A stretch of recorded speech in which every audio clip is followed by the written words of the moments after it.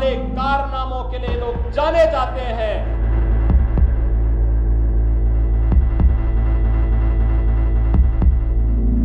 मुख्यमंत्री योगी आदित्यनाथ ने कानपुर में गुरुवार को एक जनसभा को संबोधित करते हुए समाजवादी पार्टी पर जमकर निशाना साधा था और सपा के इतिहास को देखने की बात कही थी। और क्या कुछ कहा था, सुनिए। अगर इनके इतिहास के पन्नों को लड़ते हुए आप जाएंगे तो बहनों और भाइयों, काले कारनामों से इनका पूरा इतिहास भरा पड़ा है। लाल टोपी है लेकिन काले कारनामों के लिए लोग जाने जाते हैं और इसीलिए मैं आपको एहसास कराने के लिए आया हूं। इस सीसा मऊ को सीसा मऊ ही बने रहने दीजिए। मां गंगा की पवित्र धारा के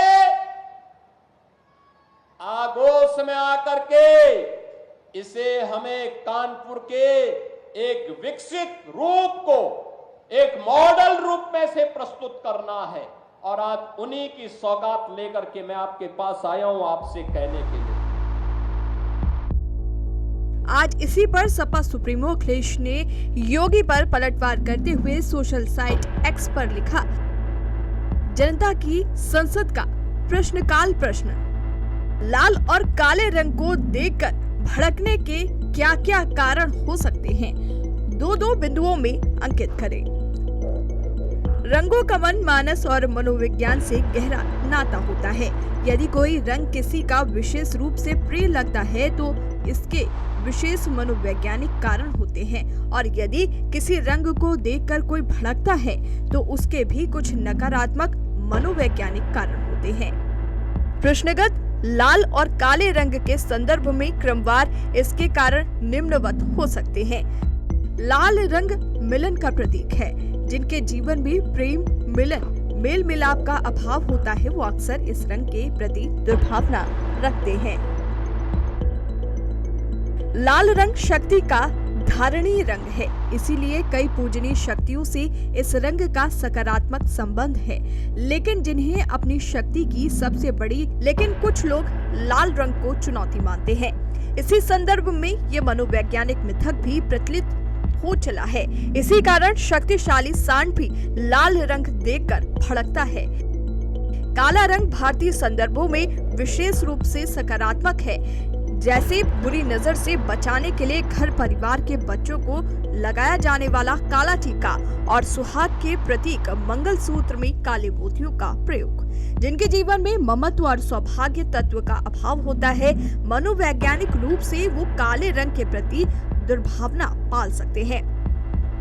पश्चिम में काला रंग नकारात्मक शक्तियों और राजनीति का प्रतीक रहा है, जैसे तानाशाही, फांसीवादियों की काली टोपी, मानवता और सहृदयता विरोधी फांसीवादी विचारधारा जब अन्य देशों में पहुंची तो उसके सिर पर भी काली टोपी ही रही।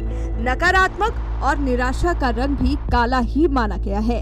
अतः जिनकी राजनीतिक सोच डर और अविश्वास जैसे काले विचारों से फलती फूलती है वो इसे सिर पर लिए घूमते हैं। सच तो ये है कि हर रंग प्रकृति से ही प्राप्त होता है और सकारात्मक लोग किसी भी रंग को नकारात्मक नहीं मानते हैं।